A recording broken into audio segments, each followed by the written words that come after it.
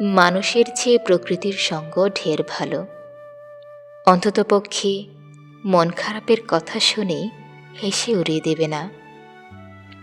দেবে না অলিক কোনো সান্ত্বনা, করবে না ভাঙা মন আরও ভেঙে দেয়ার পায়তারা।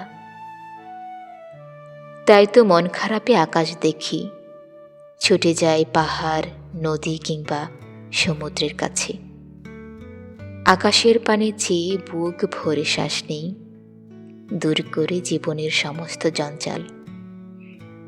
পাহাড়ের পাদদেশে গিয়ে বলি দুঃখের কথা, পাহাড় চুপটি করে শোনে, তার অপরূপ সৌন্দর্য দিয়ে ভালো করে দেয় মন। আমার দুঃখগুলো জমা রাখে তার কুঠিরে।